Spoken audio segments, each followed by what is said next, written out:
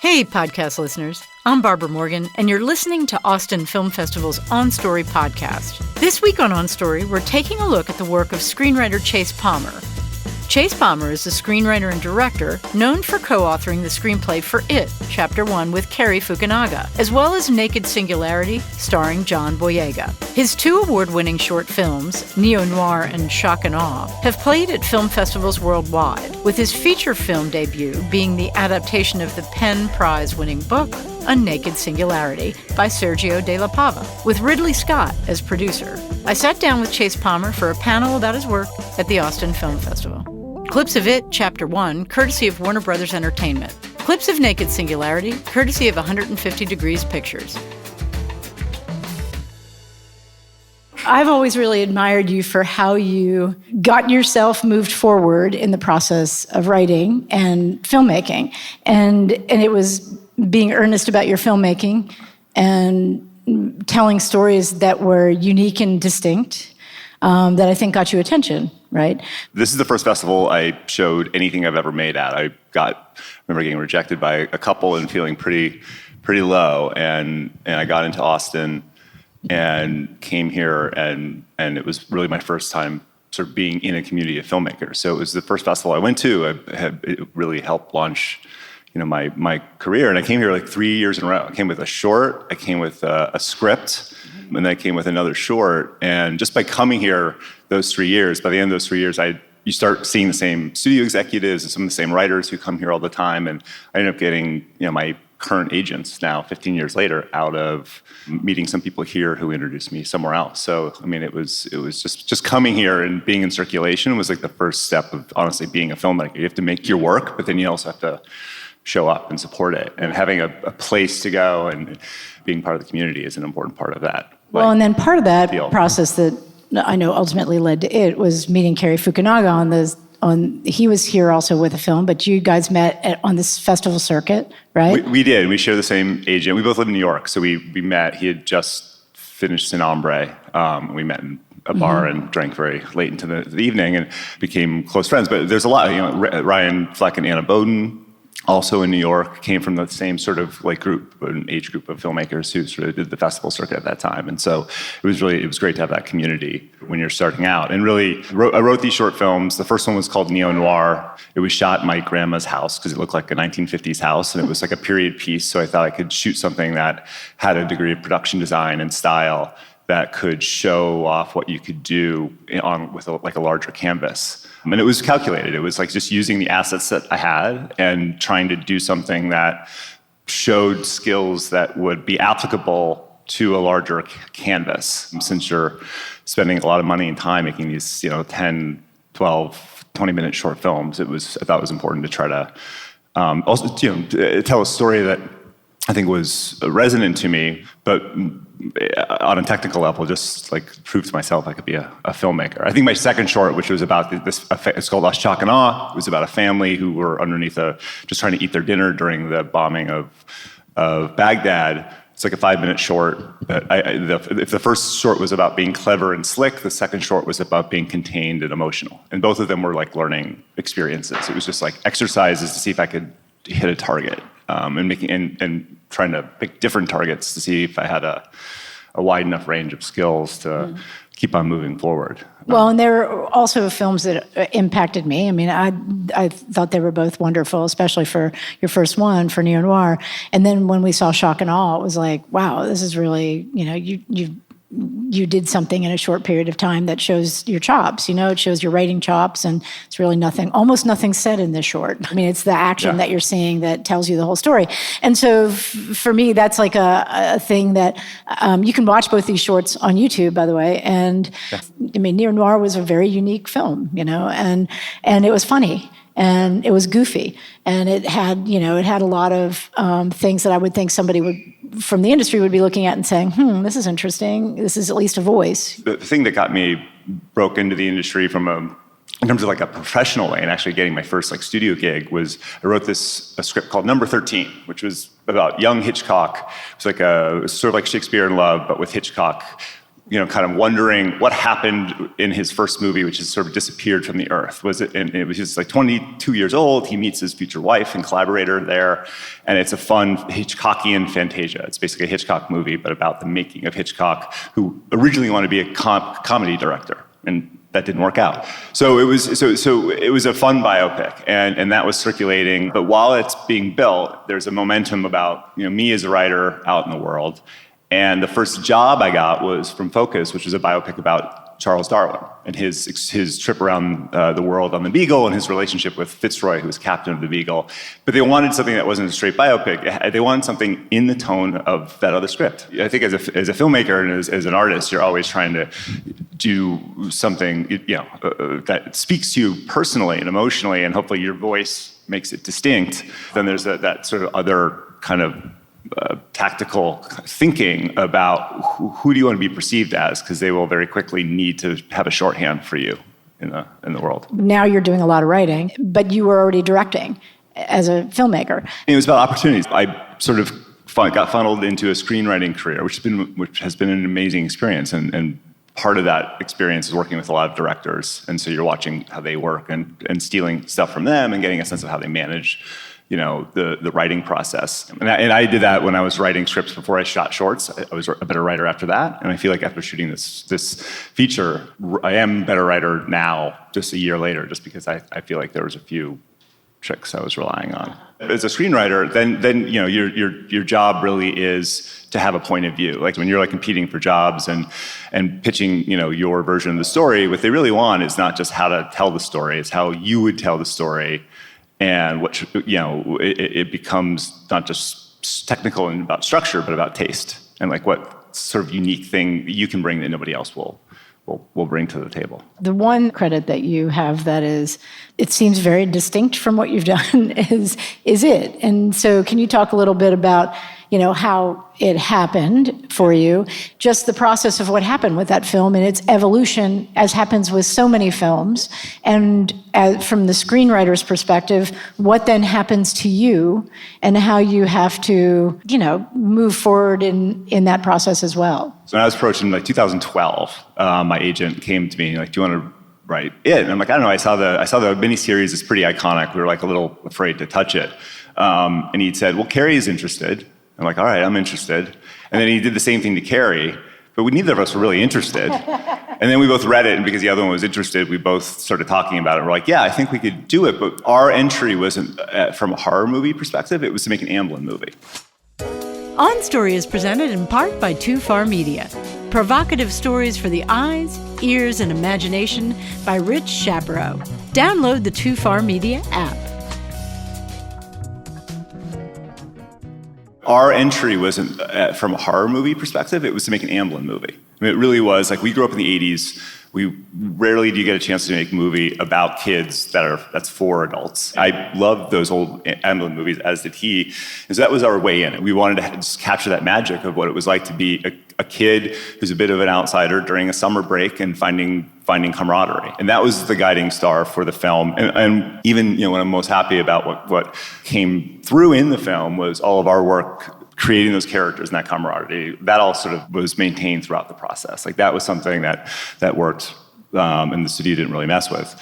The other big thing that we did was cutting it into two chapters so that you could have two very distinct tonal movies. You could have an Amblin movie and you can have The Big Chill. And they're just very different kind of vibes. In that second movie, when everyone's showing back up, they're 40s, they're reassessing their lives, they're sort of melancholy, they're looking back on their mistakes. And we thought it was just great to have a sequel that literally has tonally very little to do with the first movie.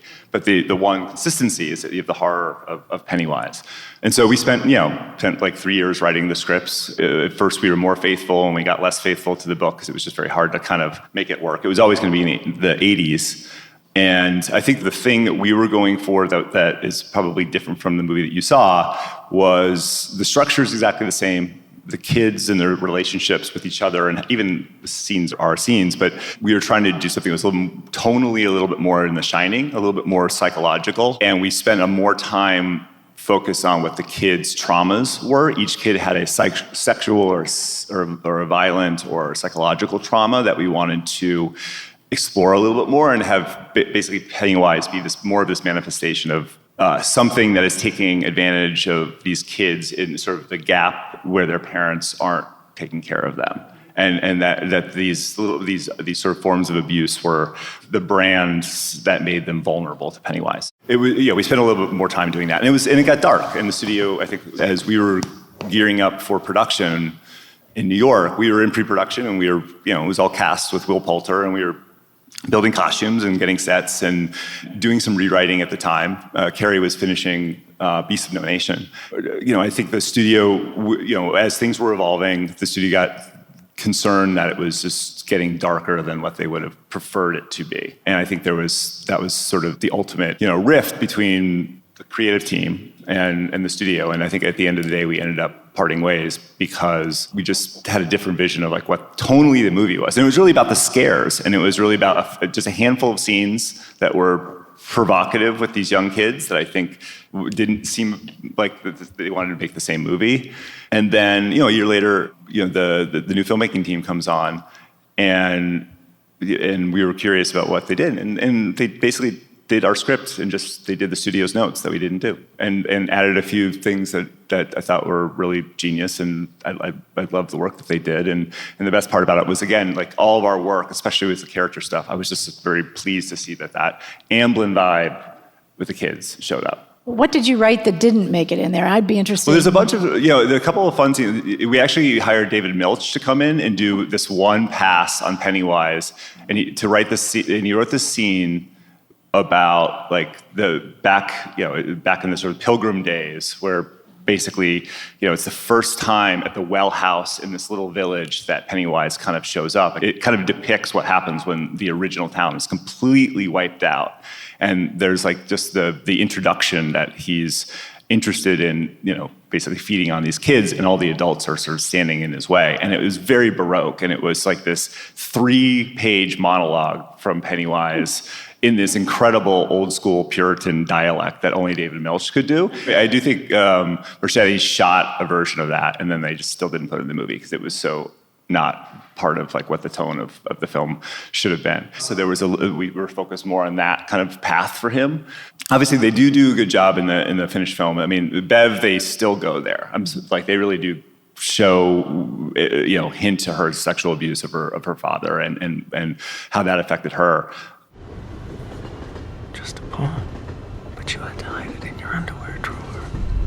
Why would you have to hide it there? Are you still my girl? No. What did you say? I said no! Go! Get away! No! Get off! No! Those boys, do they know that you're my girl?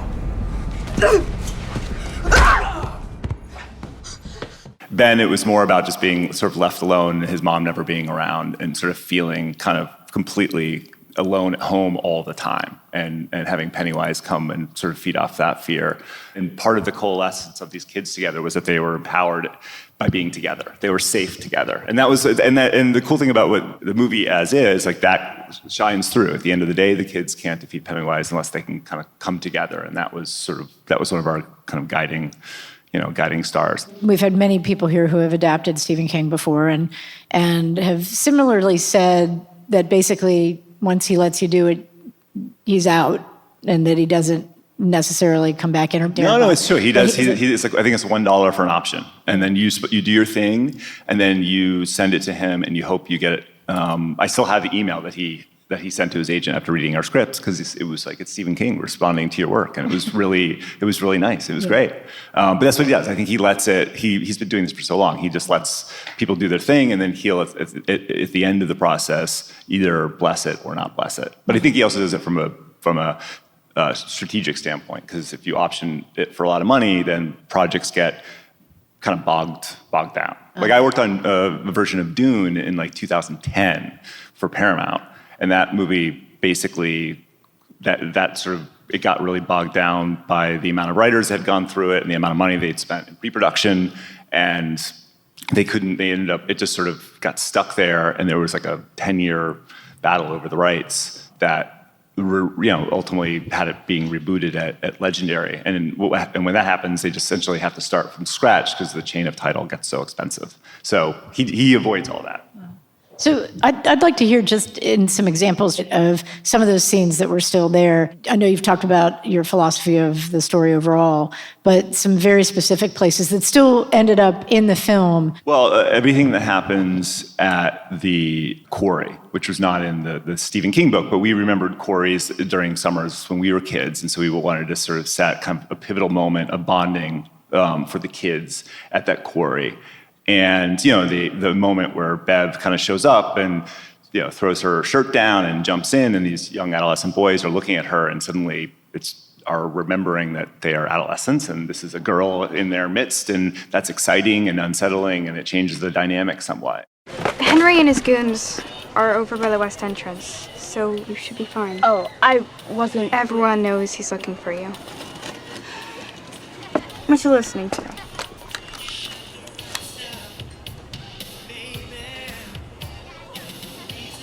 New Kids on the Block. I don't even like them. I was just. Wait, you're the new kid, right? Now I get it. There's nothing to get. I'm just messing with you. I'm Beverly Marsh. Yeah, I know that because we're in the same class, social studies, and you were. I'm Ben, but pretty much everybody just calls me The new kid.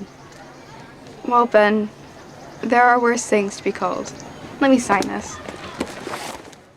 And so that whole moment and that kind of those kids, meeting there, her sort of really entering the group in the quarry came from our experiences, being kids, and was not in the book, but is in the finished film and is pretty much intact from what we wrote. And the other thing that we did that the movie really is about Bill getting over the death of his brother, and we were trying to figure out how to pay that off at the end of the film, and the idea of Pennywise taking the form of his little brother at the end, and Bill having to essentially accept that that's not his brother in front of him. His brother is dead, so he feels empowered enough to pull the trigger and try to kill Pennywise, allowed us to have some sort of cathartic moment that got us to the point where we could say to the audience and we could say to the character, I've moved on. I've accepted that he's gone, I've accepted this isn't him, and I've accepted that my role in it,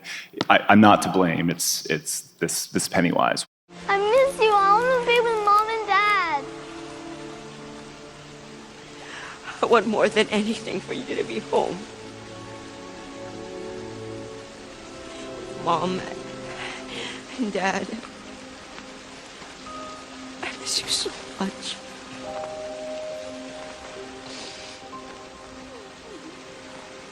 I love you, Billy. I love you too.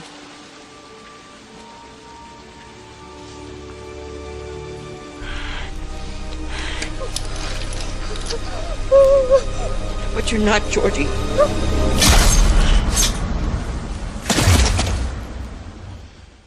That was sort of a big moment because it was, we were trying to figure out how to focus an emotional moment from a lot of the craziness that's at the end of that book. That's an important moment in the movie itself. So that was a big thing. Was that your opening, or did they change the opening? Yeah, it's exactly how we did it. With the boat and the tenderness between the two kids and the piano playing. There's also, I had a meeting with an actor, Cole Hauser, who was in Dazed and Confused, and he told me a great horror story about buying a house, and he was sure it was haunted, and sure enough, one night he goes into the basement, and the basement is completely flooded, and he walks down to the last stair, and he's thinking about stepping in the water to go find the source of the leak, and he thinks twice, and he grabs a broom, and he takes the broom and touches the water, and the whole thing's electrified. And so if he had stepped into the water, that would have killed him. And that story I totally stole for the moment when Bill goes down in the basement and he sees it flooded with water, and he's afraid to step in the water because there's just something uncanny. And then in the corner you see the kid. So it's it's all of that stuff. It's so much fun as a writer. You just end up looting every conversation and experience and And even with all the great material in the King novel, some of it doesn't translate, and then you hear something else in like a meeting like that, and you put it in there, but it feels organic to the story, And I love that about writing and storytelling in film. It's just such a it's collaborative in its actual execution, but I think even when you're a writer, you're always picking pieces off the floor. Well, but that's such a big thing to take on, to adapt a story, A, from Stephen King, and B, that is something that's an iconic horror book, right? So are you looking at staying true to the core story, but not necessarily the core moments or the moments throughout the book that have happened, right? Yeah, I've done a bunch of adaptations. Like, I did with Dune, it was the same thing. With the movie that I just shot called Naked Singularity, that was like a 900-page book. And like with all of them, at least for me, like if I like a book, I like the spirit of the book. Like I'm not just interested in like taking parts from it and then doing my own thing. There's something about the quality, the tone, the feeling, like the overall kind of worldview of the book that I love. And so like the first thing I try to do is make sure that I'm channeling the spirit of the thing. And when you're doing that, maybe you pick 5 or 6 essential scenes and you plant the flag in your script. You're like, as long as these few scenes from the book are in this, I can then play with I can make up my own stuff around it. That's still in the spirit of it, but when you're watching it, it'll feel like you're reading the book. There's only a handful of like very specific scenes that are absolutely in the book. All the Beverly stuff at home, and then like the Niebald Street stuff, that set piece, and of course the set piece at the end and the beginning. But like how the kids meet, them breaking the mystery, all of that stuff. Stephen took 600 pages to do that, and we had to figure out how to do it in like a scene or two. You're not just watching a story; you're experiencing a world. And so when you enter into that, like with the film that you just had come out, that's sci-fi. Like you're in a sci-fi space. And the world building in sci-fi is different than a romantic love story, or something like that. Or is it? I don't know. And how do you really kind of approach that? The movie that I just wrote and directed that came out in August is called Naked Singularity. And it's really, I've struggled with like how it's been classified out there, because it's not really sci-fi. It has these sort of magical realist elements that are meant to kind of evoke the emotional kind of experience of our character in a moment, but they are all tied to the idea of the metaverse and potentially the world collapsing, and so it brings sort of a sci-fi kind of element to it. But at its heart, it's really going into the research of it, or like the feel of it. It's a legal drama about somebody who's fed up with the justice system and is trying to like figure out his role in it and whether or not he could be affected or more effective than he is, and decides to pull a heist to save a client and to potentially empower himself down the road. And so it's weird. This movie was particularly difficult because it balances 3 genres. It's definitely in the Sidney Lumet's sort of New York legal drama. It definitely veers into Elmore Leonard petty criminal heist situation, and then there's this sort of metaphysical kind of element that's just sort of dropped in here and there. It's meant to be just more of a grace note, and again, like a way to. It was almost more of a metaphor of the justice system as a black hole. Really, is what it was meant to be, and juggling those 3 tones was always a trick. I am a public defender. And there are only 15,000 of me for the 10.5 million people who were arrested last year in America.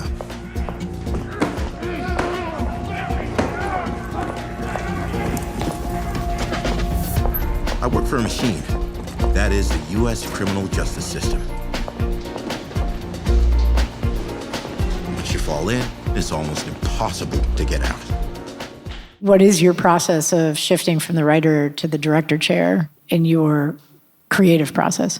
So for me, like since I've approached it always as a filmmaker, I try to think of even when I'm taking on like stories, like, is this cinematically interesting to me? Is it visual? Comedies are less visual, unless you're dealing with visual comedy and like pratfalls. But most sort of emotional, chatty comedies are visually pretty standard.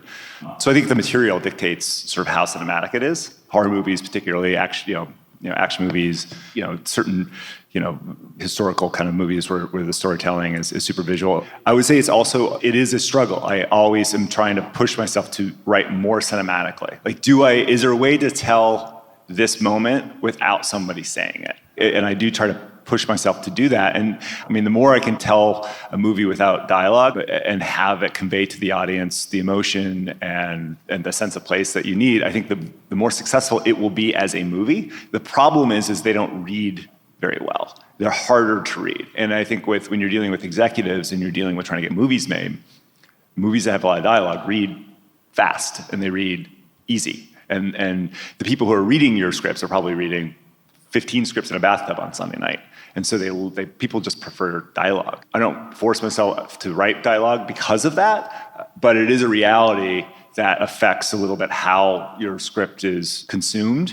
And so when you write really visually, there's a denseness to it that it may not feel like the best read, but it will make a better movie. I always advocate trying to write as visually as possible, but it's not easy to do. And I don't think I'm always successful. And I think a lot of people, it's easier to get sort of plot points and sort of emotion through dialogue sometimes, at least on the page.